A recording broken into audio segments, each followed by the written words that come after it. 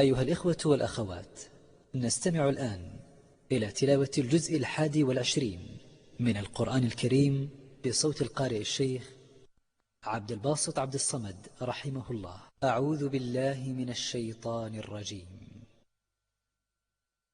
ولا تجادلوا أهل الكتاب إلا بالتي هي أحسن إلا الذين ظلموا منهم وقولوا آمنا بالذي أنزل إلينا وأنزل إليكم وإلهنا وإلهكم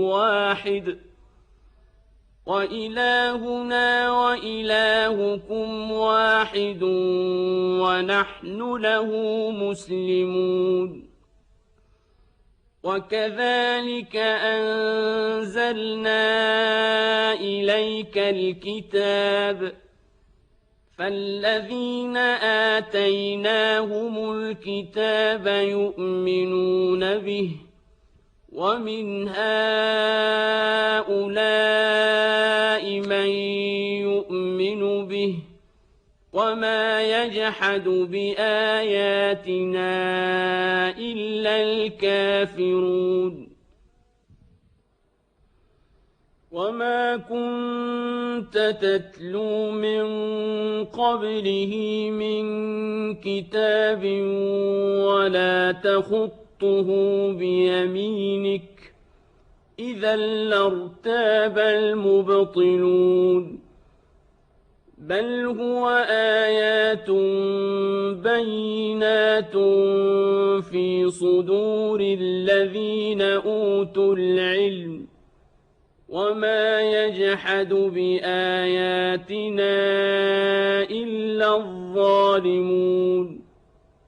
وقالوا لولا أنزل عليه آيات من ربه قل إنما الآيات عند الله وإنما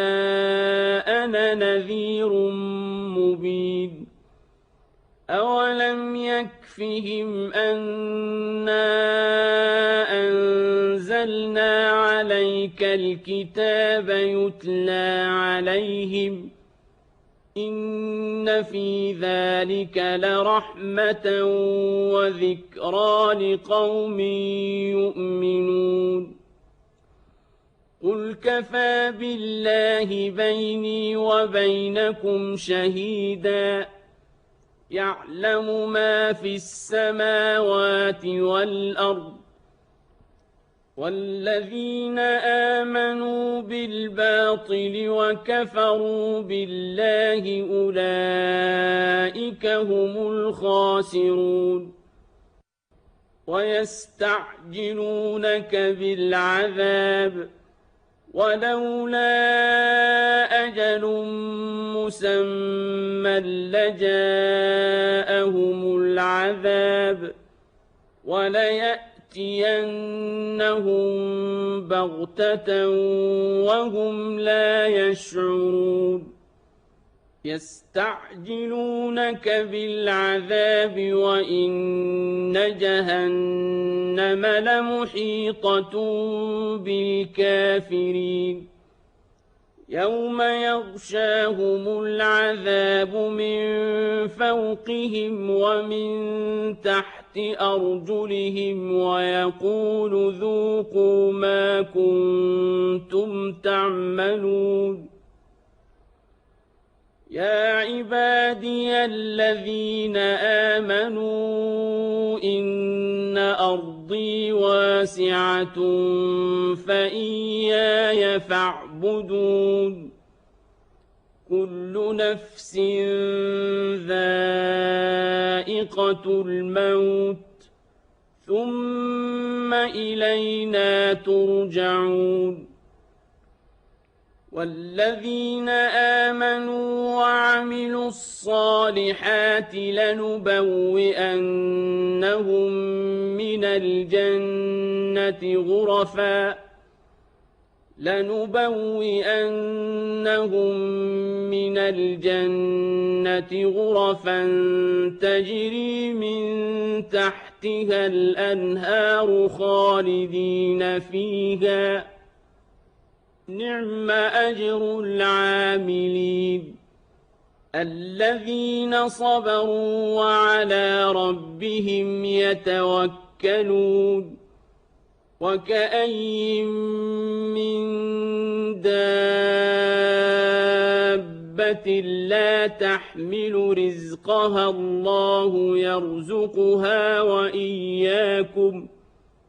وهو السميع العليم ولئن سألتهم من خلق السماوات والأرض وسخر الشمس والقمر ليقولن الله فأنى يؤفكون الله يبسط الرزق لمن يشاء من عباده ويقدر له إن الله بكل شيء عليم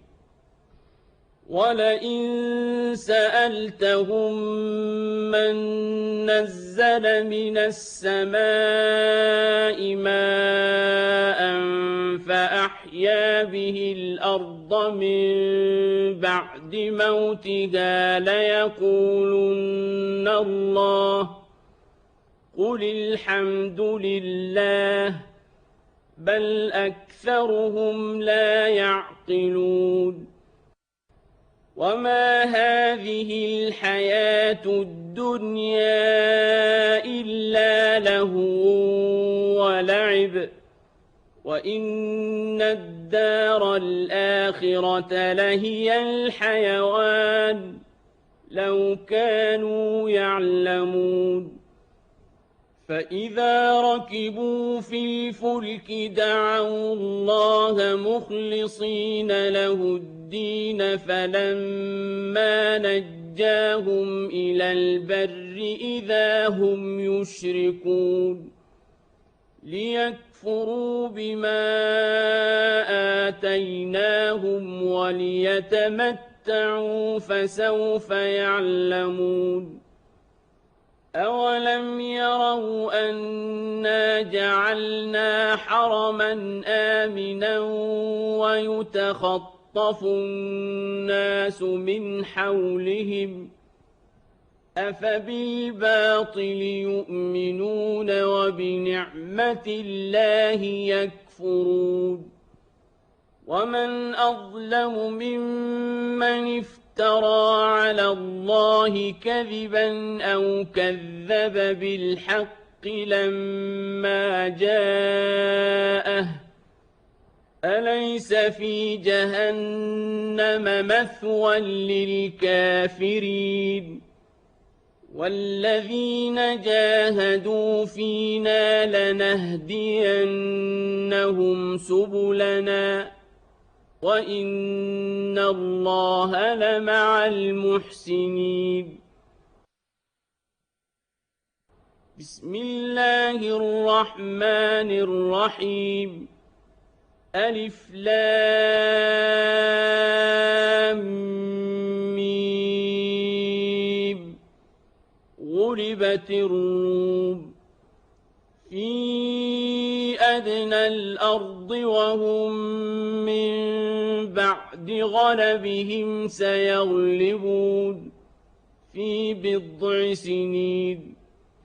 لله الأمر من قبل ومن بعد ويومئذ يفرح المؤمنون بنصر الله ينصر من يشاء وهو العزيز الرحيم وعد الله لا يخلف الله وعده ولكن أكثر الناس لا يعلمون يعلمون ظاهرا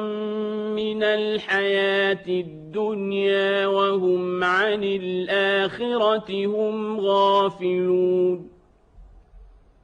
أولم يتفكروا في أنفسهم ما خلق الله السماوات والأرض وما بينهما إلا بالحق وأجل مسمى وإن كثيرا من الناس بلقاء ربهم لكافرون أولم يسيروا في الأرض فينظروا كيف كان عاقبة الذين من قبلهم كانوا أشد منهم قوة وأثاروا الأرض وعمروها أكثر مما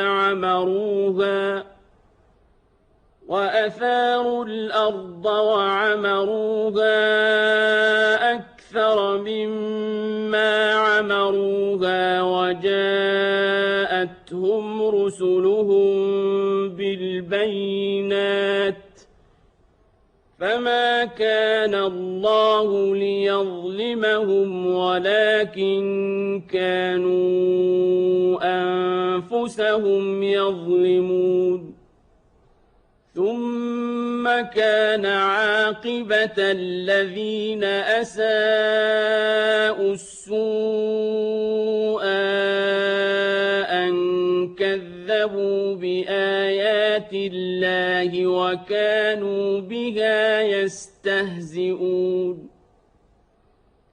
الله يبدأ الخلق ثم يعيده ثم إليه ترجعون ويوم تقوم الساعة يبلس المجرمون ولم يكن لهم من شركائهم شفعاء وكانوا بشركائهم كافرين ويوم تقوم الساعة يومئذ يتفرقون فأما الذين آمنوا وعملوا الصالحات فهم في روضة يحبرون وأما الذين كفروا وكذبوا بآياتنا ولقاء الآخرة فأولئك في العذاب محضرون فسبحان الله حين تمسون وحين تصبحون وله الحمد في السماوات والأرض وعشيا وحين تظهرون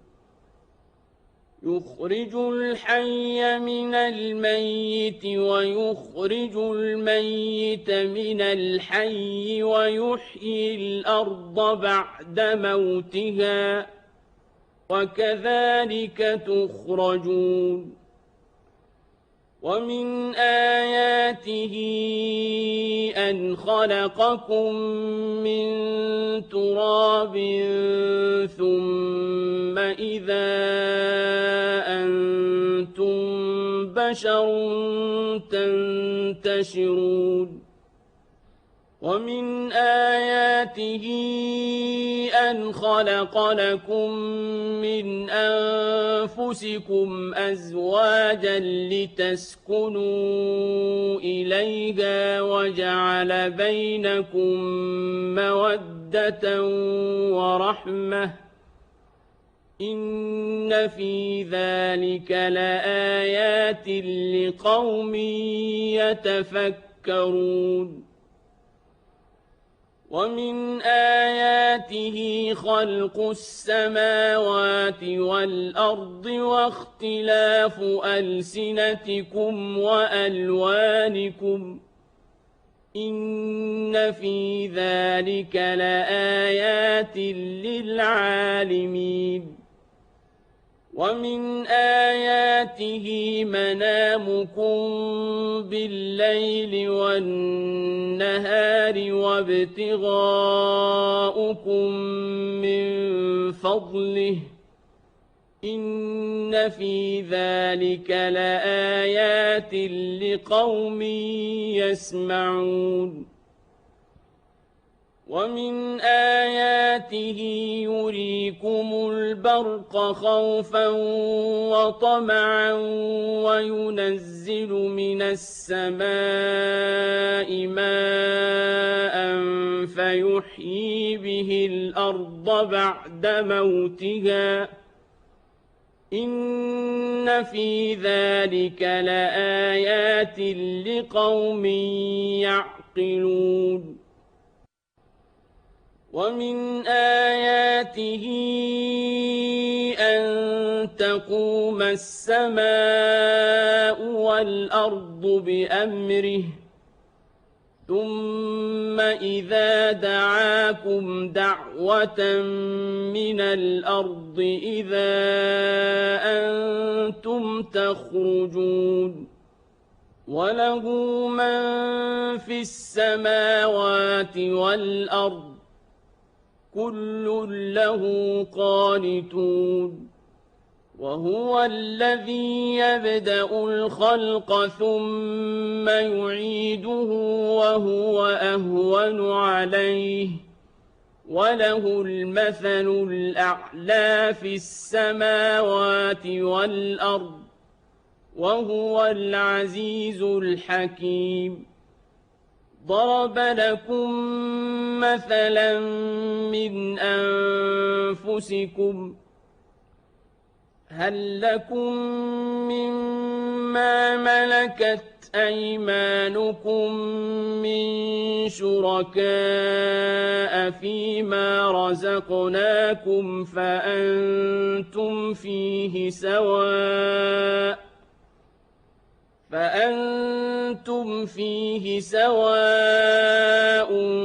تخافونهم كخيفتكم أنفسكم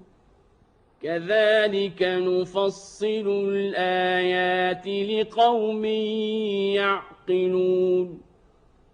بل اتبع الذين ظلموا أهواءهم بغير علم فمن يهدي من أضل الله وما لهم من ناصرين فأقم وجهك للدين حنيفا فطرة الله التي فطر الناس عليها لا تبديل لخلق الله ذلك الدين القيم ولكن أكثر الناس لا يعلمون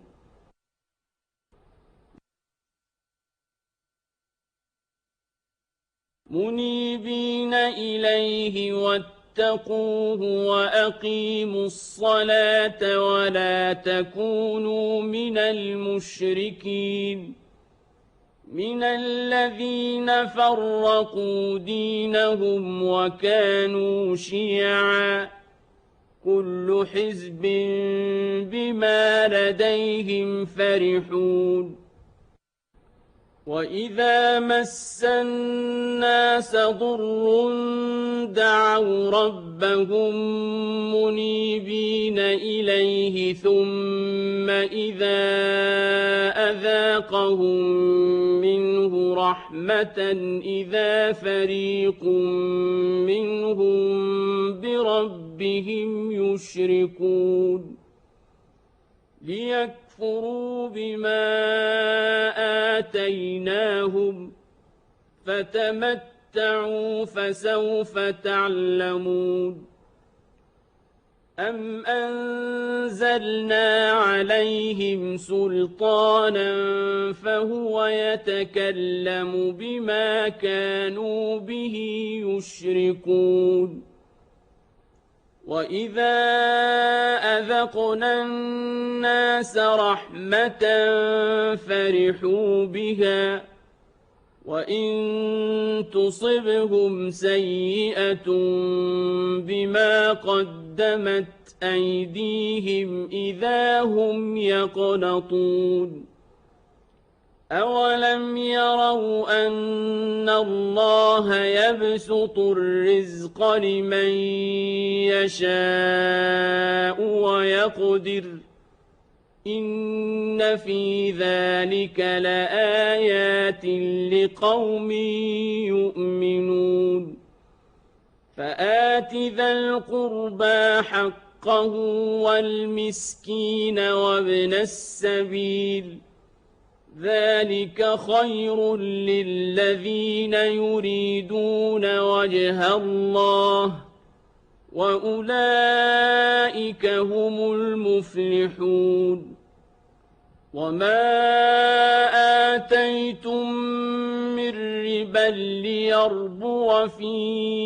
أَمْوَالِ النَّاسِ فَلَا يَرْبُو عِندَ اللَّهِ وَمَا آتَيْتُم مِّن زَكَاةٍ تُرِيدُونَ وَجْهَ اللَّهِ فَأُولَٰئِكَ هُمُ الْمُضْعِفُونَ اللَّهُ الَّذِي خَلَقَكُمْ ثُمَّ رَزَقَكُمْ ثُمَّ يُمِيتُكُمْ ثُمَّ يُحْيِيكُمْ هَلْ مِن شُرَكَائِكُم مَّن يَفْعَلُ مِن ذَٰلِكُم مِّن شَيْءٍ سُبْحَانَهُ وَتَعَالَىٰ عَمَّا يُشْرِكُونَ ظَهَرَ الْفَسَادُ فِي الْبَرِّ وَالْبَحْرِ بِمَا كَسَبَتْ أَيْدِي النَّاسِ لِيُذِيقَهُم بَعْضَ الَّذِي عَمِلُوا لَعَلَّهُمْ يَرْجِعُونَ قُلْ سِيرُوا فِي الْأَرْضِ فَانظُرُوا كَيْفَ كَانَ عَاقِبَةُ الَّذِينَ مِن قَبْلُ كَانَ أَكْثَرُهُم مُّشْرِكِينَ فَأَقِمْ وَجْهَكَ لِلدِّينِ الْقَيِّمِ مِن قَبْلِ أَن يَأْتِيَ يَوْمٌ لَّا مَرَدَّ لَهُ مِنَ اللَّهِ يَوْمَئِذٍ يَصَّدَّعُونَ مَن كَفَرَ فَعَلَيْهِ كُفْرُهُ وَمَنْ عَمِلَ صَالِحًا فَلِأَنفُسِهِمْ يَمْهَدُونَ لِيَجْزِيَ الَّذِينَ آمَنُوا وَعَمِلُوا الصَّالِحَاتِ مِن فَضْلِهِ إِنَّهُ لَا يُحِبُّ الْكَافِرِينَ وَمِنْ آيَاتِهِ أَن يُرْسِلَ الرِّيَاحَ مُبَشِّرَاتٍ وَلِيُذِيقَكُم مِّن رَّحْمَتِهِ وَلِتَجْرِيَ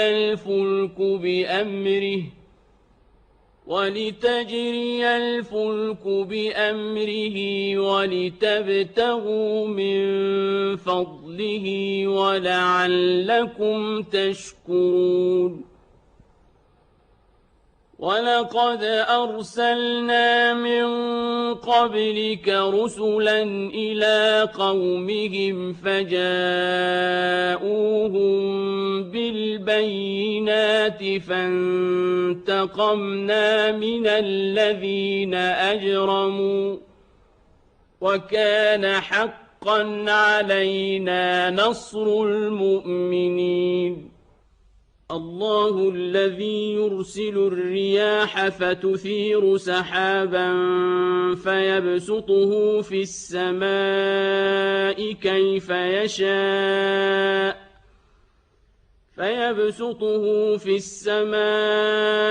كيف يشاء ويجعله كسفا فترى الودق يخرج من خلاله فإذا أصاب به من يشاء من عباده إذا هم يستبشرون وإن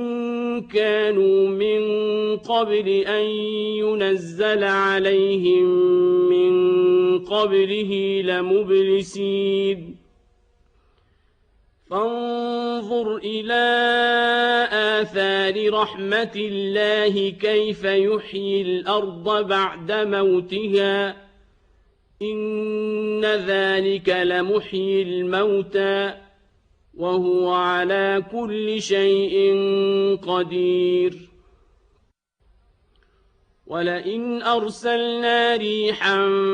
فرأوه مصفرا لظلوا من بعده يكفرون فإنك لا تسمع الموتى ولا تسمع الصم الدعاء إذا ولوا مدبرين وما أنت بهاد العمي عن ضلالتهم إن تسمع إلا من يؤمن بآياتنا فهم مسلمون الله الذي خلقكم من ضعف ثم جعل من بعد ضعف قوة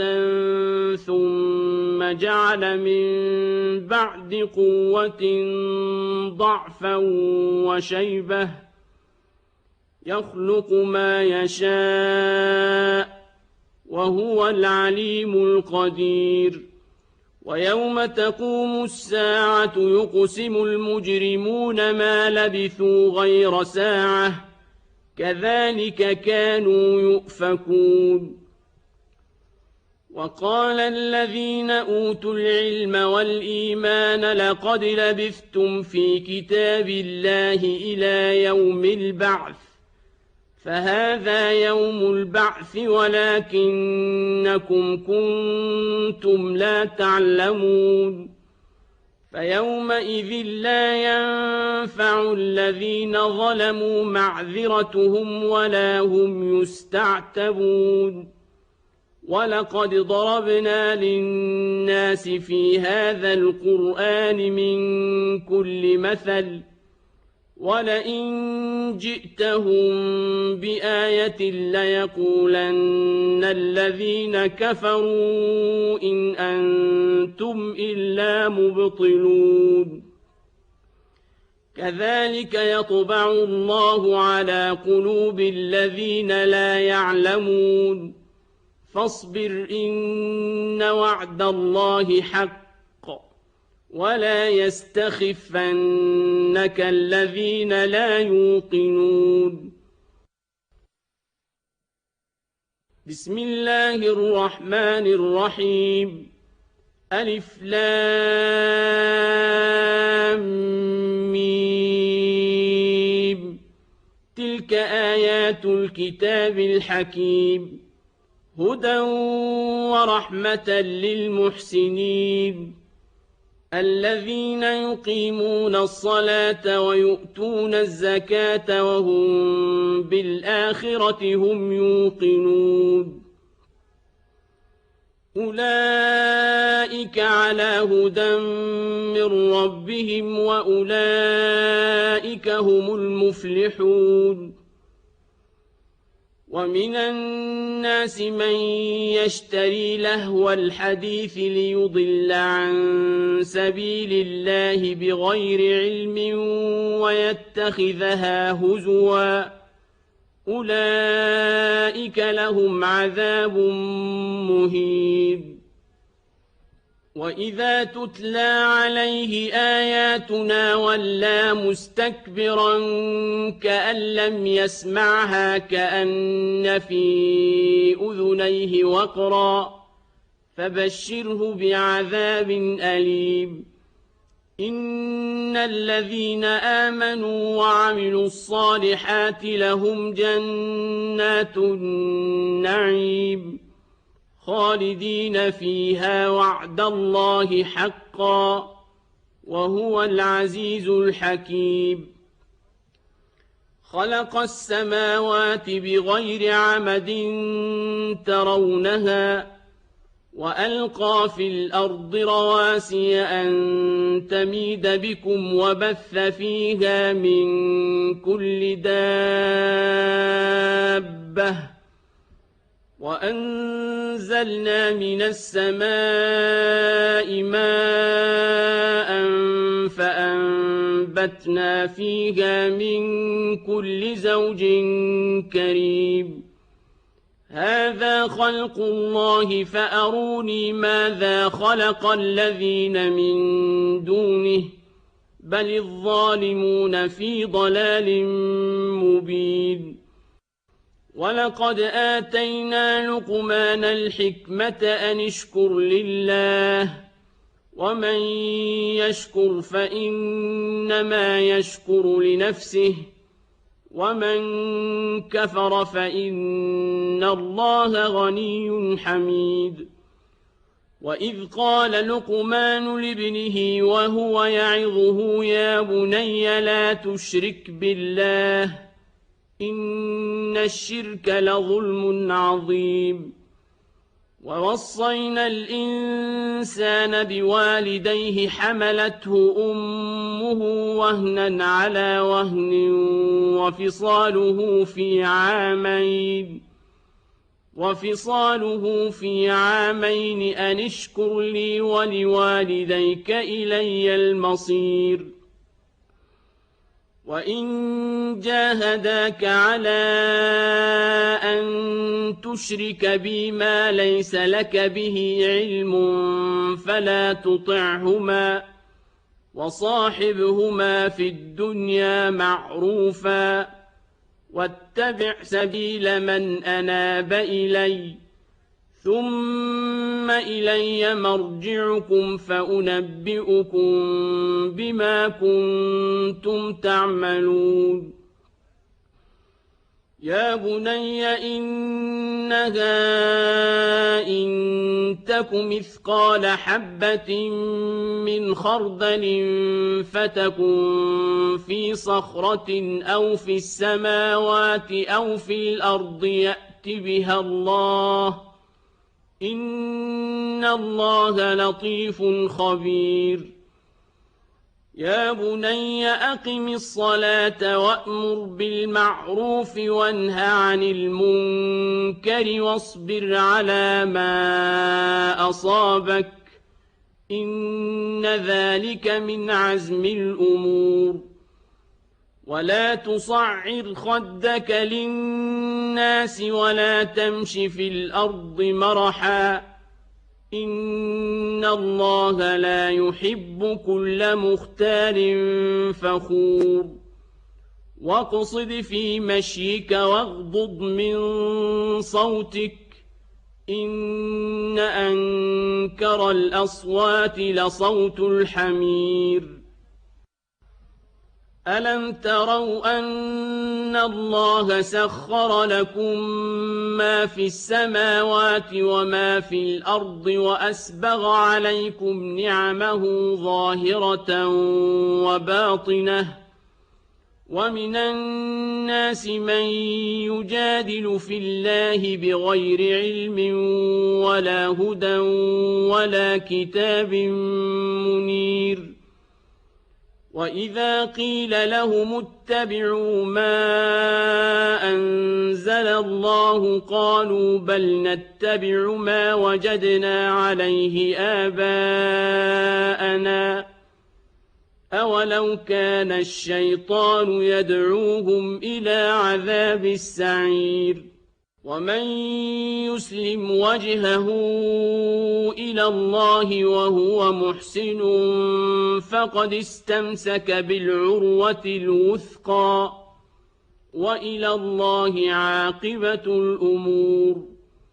ومن كفر فلا يحزنك كفره إلينا مرجعهم فننبئهم بما عملوا إن الله عليم بذات الصدور نمتعهم قليلا ثم نضطرهم إلى عذاب غليظ ولئن سألتهم من خلق السماوات والأرض ليقولن الله قل الحمد لله بل أكثرهم لا يعلمون لله ما في السماوات والأرض إن الله هو الغني الحميد ولو أن ما في الأرض من شجرة أقلام والبحر يمده من بعده 7 أبحر ما نفدت كلمات الله إن الله عزيز حكيم ما خلقكم ولا بعثكم إلا كنفس واحدة إن الله سميع بصير ألم تر أن الله يولج الليل في النهار ويولج النهار في الليل وسخر الشمس والقمر كل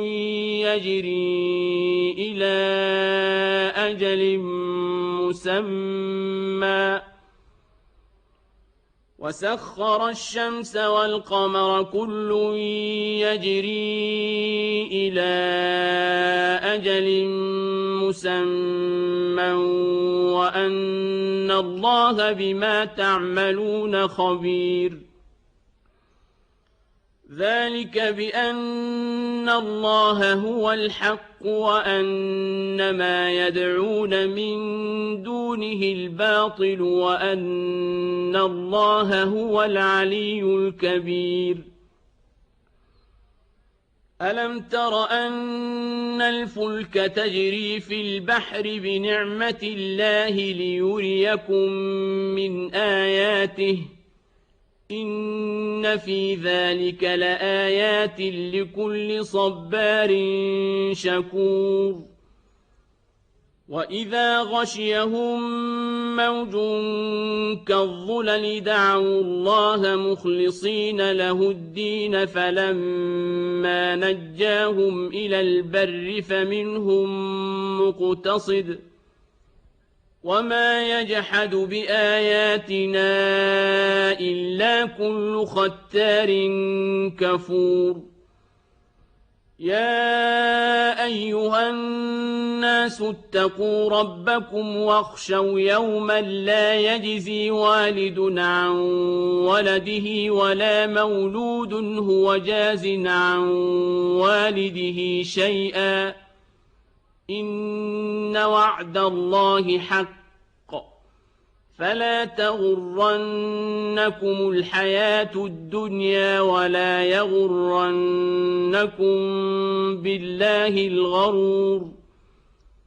إن الله عنده علم الساعة وينزل الغيث ويعلم ما في الأرحام وما تدري نفس ماذا تكسب غدا وما تدري نفس بأي أرض تموت إن الله عليم خبير بسم الله الرحمن الرحيم ألف لام ميم تنزيل الكتاب لا ريب فيه من رب العالمين أم يقولون افتراه بل هو الحق من ربك لتنذر قوما ما أتاهم من نذير من قبلك لعلهم يهتدون الله الذي خلق السماوات والأرض وما بينهما في 6 أيام ثم استوى على العرش ما لكم من دونه من ولي ولا شفيع أفلا تتذكرون يدبر الأمر من السماء إلى الأرض ثم يعرج إليه في يوم كان مقداره 1000 سنة مما تعدون ذلك عالم الغيب والشهادة العزيز الرحيم الذي أحسن كل شيء خلقه وبدأ خلق الإنسان من طين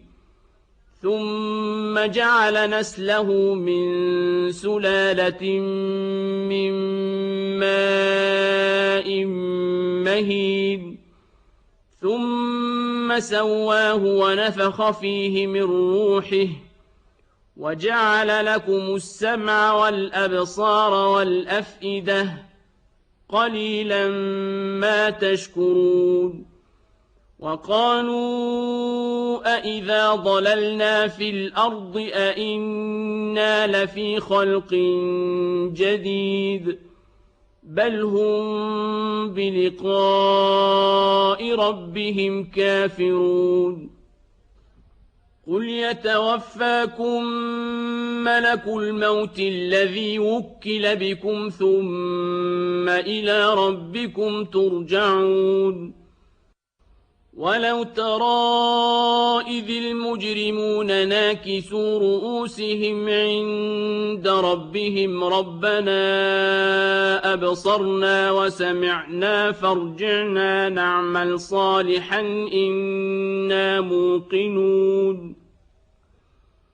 ولو شئنا لآتينا كل نفس هداها ولكن حق القول مني لأملأن جهنم من الجنة والناس أجمعين فذوقوا بما نسيتم لقاء يومكم هذا إنا نسيناكم وذوقوا عذاب الخلد بما كنتم تعملون إنما يؤمن بآياتنا الذين إذا ذكروا بها خروا سجدا وسبحوا بحمد ربهم وهم لا يستكبرون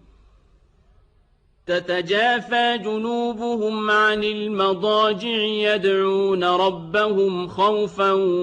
وطمعا ومما رزقناهم ينفقون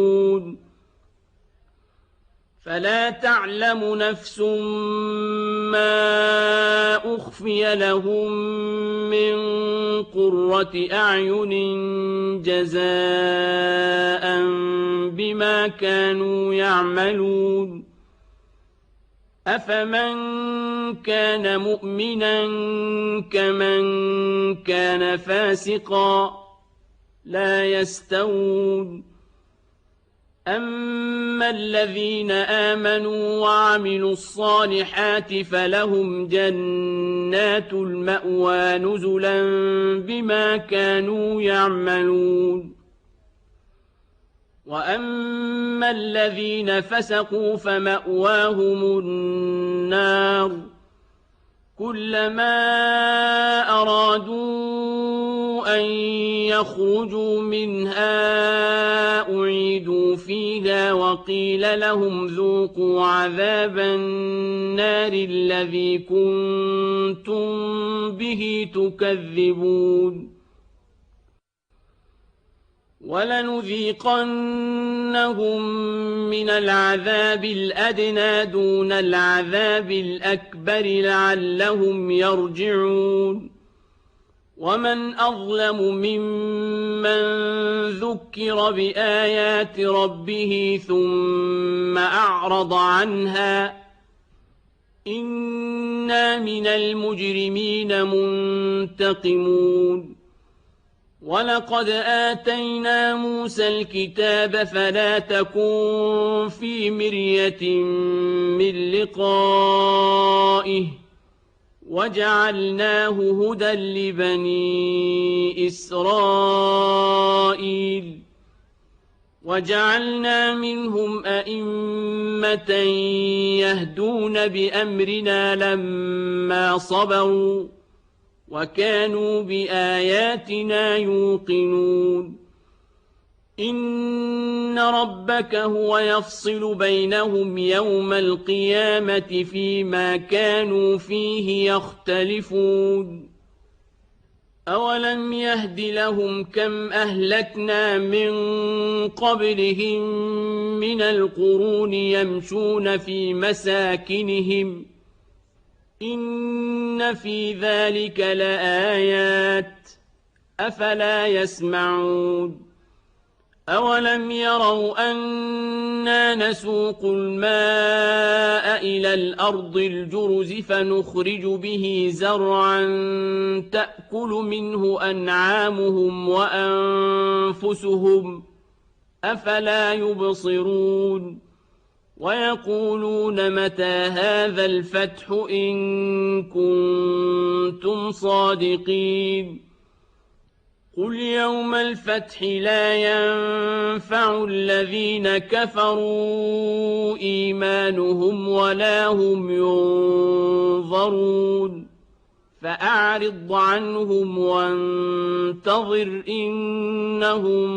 مُّنتَظِرُونَ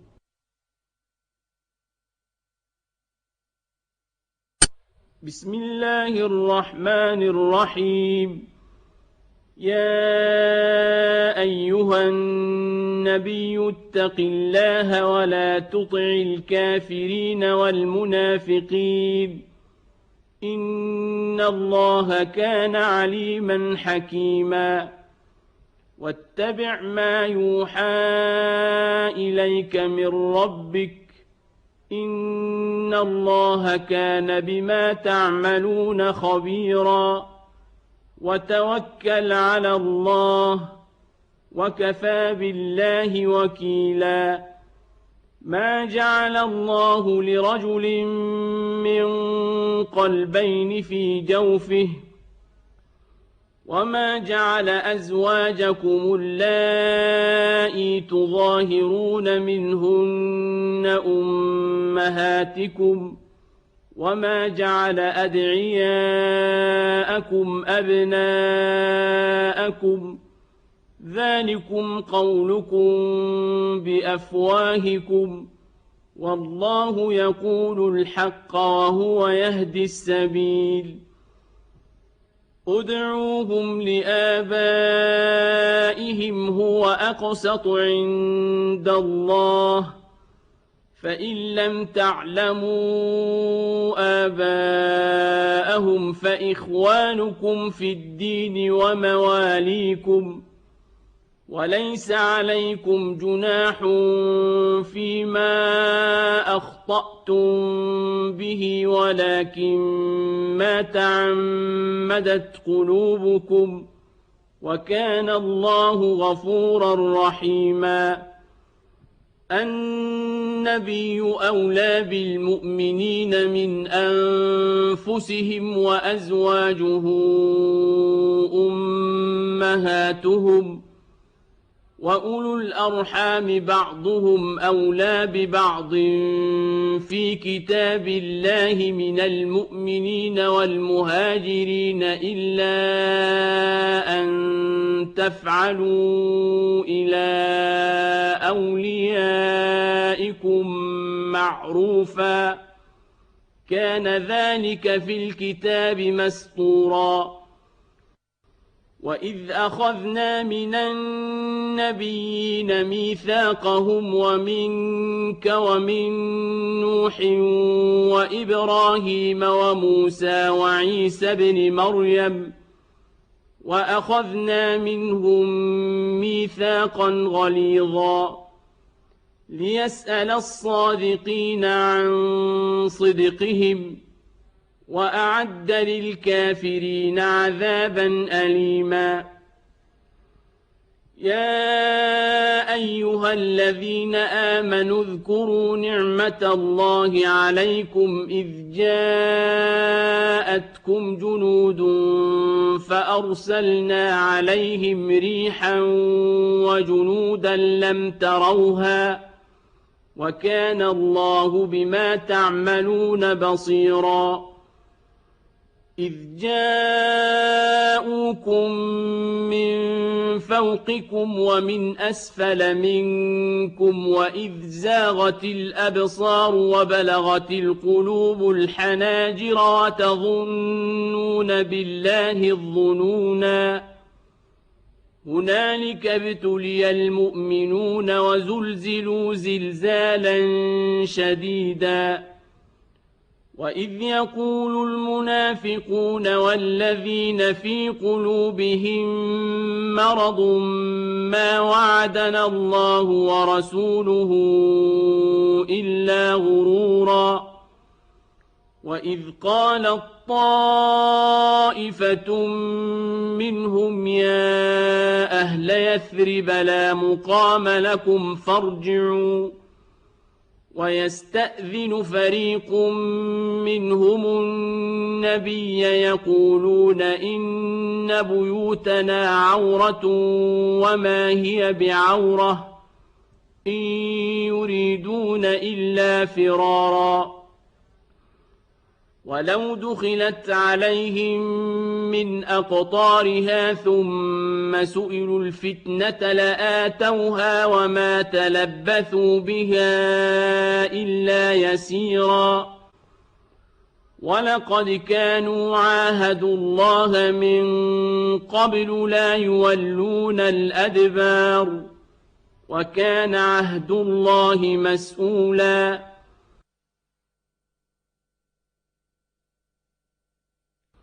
قل لن ينفعكم الفرار إن فررتم من الموت أو القتل وإذا لا تمتعون إلا قليلا قل من ذا الذي يعصمكم من الله إن أراد بكم سوءا أو أراد بكم رحمة ولا يجدون لهم من دون الله وليا ولا نصيرا قد يعلم الله المعوقين منكم والقائلين لإخوانهم هلم إلينا ولا يأتون البأس إلا قليلا أشحة عليكم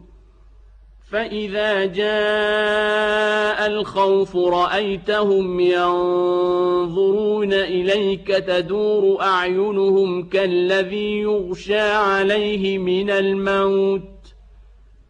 فإذا ذهب الخوف سلقوكم بألسنة حداد أشحة على الخير أولئك لم يؤمنوا فأحبط الله أعمالهم وكان ذلك على الله يسيرا يحسبون الأحزاب لم يذهبوا وإن يأتي الأحزاب يودوا لو أنهم بادون في الأعراب يسألون عن أنبائكم ولو كانوا فيكم ما قاتلوا إلا قليلا لقد كان لكم في رسول الله أسوة حسنة لمن كان يرجو الله واليوم الآخر وذكر الله كثيرا ولما رأى المؤمنون الأحزاب قالوا هذا ما وعدنا الله ورسوله وصدق الله ورسوله وما زادهم إلا إيمانا وتسليما. من المؤمنين رجال صدقوا ما عاهدوا الله عليه فمنهم من قضى نحبه ومنهم من ينتظر وما بدلوا تبديلا. ليجزي الله الصادقين بصدقهم ويعذب المنافقين إن شاء أو يتوب عليهم إن الله كان غفورا رحيما. ورد الله الذين كفروا بغيظهم لم ينالوا خيرا وكفى الله المؤمنين القتال وكان الله قويا عزيزا. وأنزل الذين ظاهروهم من أهل الكتاب من صياصيهم وقذف في